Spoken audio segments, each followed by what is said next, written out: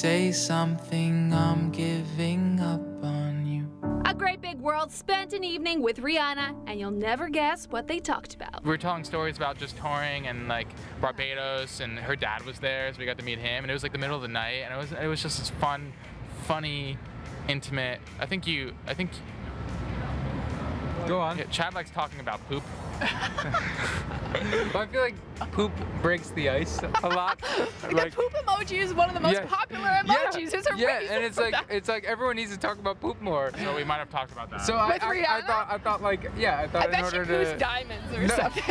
Shine bright like a diamond. in order to break the ice, I was like I should probably bring up poop in some. And someone was with her. They're like, I've known Rihanna for 10 years, and we've never talked about poop.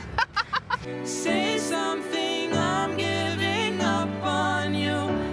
How do you pick your collaborations? Because I know Christina kind of found you guys, but how do you pick your own collaboration? I feel like a lot of these collaborations are sort of happenstance, and Christina was so out of the blue. It wasn't like we seeked her out. She kind of approached us. So I feel like we're opening ourselves up to these collaborations, and I don't know. People are asking, are there any other collaborations on this album besides Futuristic? And we can't say yes or no yet because the album isn't done. And also, Christina happened within a week of her contacting us. Yeah, and they happen so fast. I mean, we tried working with Rihanna at some point. She's incredible. She was so nice to us. She's really a sweetheart. Something happens when I hold her. A Great Big World, Ian Axel talks about the song he wrote to accompany his marriage proposal and how his dog played an integral role in pulling it off. You have a very special song on the album. You just got... I did. You put a ring on it. I put a ring on it. I'm getting married. And congratulations. Thank you. So I have a song on the album called One Step Ahead that I sing by myself, and I proposed with it. So it's a really special song. Tell us a story. What So we wrote that song, and then we were in our pajamas and we were going to bed. I'm like, wait, can you just hear some new music? Because I hadn't played her anything yet. So I played her the song, and then I had the ring in my pajama pocket, and I was so nervous. And then I asked her, and then our dog had a tag on her neck that said, "Will you marry my daddy?" Aww. Anywhere I would have followed you. Chad from A Great Big World opens up and lets his fans in on his personal battle with MS. MS is sort of a hidden disease that people can't see it a lot of times. Like the symptoms aren't very noticeable. And so I think just spreading the message of how I was managing it and treating it, I don't know, it was beneficial for me and us together, and writing about it and like getting the support from fans was huge. I still believe very strongly that everything can be cured with diet, exercise, and sleep, and your environment, and energy, right, and like people around. Yeah, I don't know. It's still a learning process, but I'm excited to be on this journey. Say something, I'm giving up on you. Is there anything the boys from A Great Big World can't do? This creative duo are now working on writing a musical. How has musical theater influenced you guys?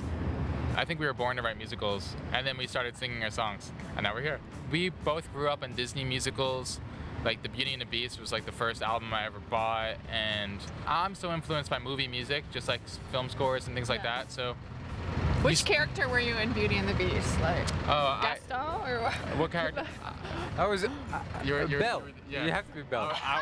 I was the Beast. I don't know. Our songs have just naturally found their way onto like theatrical platforms, like Glee. Glee is an example of that, and I'm really excited about the show that we're writing. I just feel like it's the best example of our work. I miss the words we used to say. I miss the sounds of yesterday. New album, new sound. The boys from A Great Big World give us some insight into their new album and promise it won't make you cry.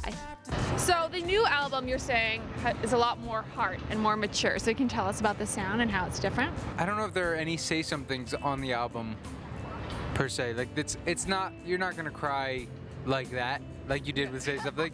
I think it's still staying true to both me and Ian. It's hopeful still, and I think there's a lot of beat-driven stuff on it. Yeah, a lot of drums. Chad has his song he takes by himself. I have my song I take by himself, just like we did in the last album. And I would say it's maybe a little less theatrical than the first one, because we're also writing a musical, so now we have an outlet for that.